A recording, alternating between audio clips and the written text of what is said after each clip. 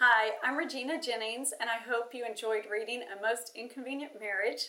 It's the first book of my Ozark Mountain Romance series, and this series is really dear to my heart because most of my family still lives in southwest Missouri, as did our ancestors back in the Civil War.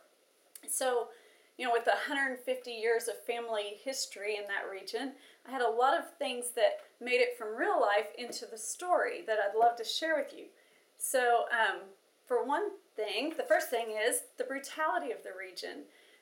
You probably got a sense of that in the book, of how dark it was.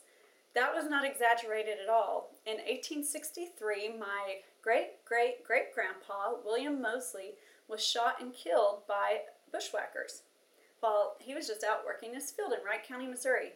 Now, bushwhacker was a general term used for someone who hid in the bushes or hid in the woods and would attack people. And sometimes they were in bands, like gangs of outlaws, that would do this. But that was a very real part of life back then. It was very lawless. But even with that darkness, just like in the book, there was also humor. There was also good times too.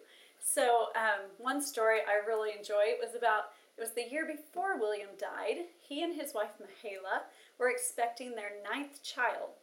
Now, I don't know if Mahala was worried about this birth, or maybe she just ran out of names because she'd already named 8 other children. But she said that whoever helped with the delivery of this child, she would name the baby after them. So on April 21st, 1862, my great-great-grandma was born, and her name was Laura Melissa Alice Mahala Louisa Jane Mosley. So Laura had 5 middle names, and that is the honest-to-goodness truth. That is legal. You can look it up. Laura Melissa Alice Mahala Louisa Jane Mosley. And Laura grew up to be quite a prankster, which is no surprise considering how her mother named her. I imagine her mother was pretty funny too.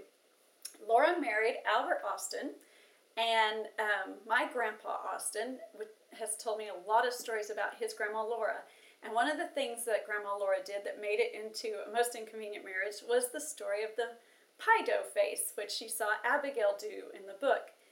What Grandma Laura would do is, after the kids went to bed, she would get pie dough and put it on her face and gouge out eye holes and form it to her face and make it just, I guess it would look just white and like a second skin.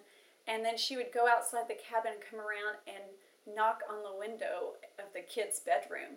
And so my grandpa he'd just shudder and say, "Oh my goodness, it was so spooky to look out the window and there's this face with melted flesh looking in at him."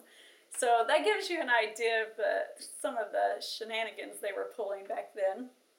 And I mentioned Laura's husband, Albert Austin. He had a twin brother named Calbert. So we had Albert and Calbert, and that's where we got the name for Calbert Huckabee. And Calbert, you'll be seeing more of Calbert and his kids, Josiah and Betsy, in the other books of this series too. So those are just a few of the stories that have made me just really love the tough, ornery people that have been in the Ozarks for so many years, and the people that live there now as well. So the next book in the Ozark Mountain Romance series is called At Love's Bidding, and it's about a Boston girl and a auctioneer. So you can tell we're going to have a lot of fun with that couple back in the Ozarks. So anyway, I just wanted to thank you for spending this time with me. Thank you for reading my books. If you are interested in knowing what I'm working on now, or you'd like to get in touch with me, you can find me at www.reginajennings.com or on Facebook.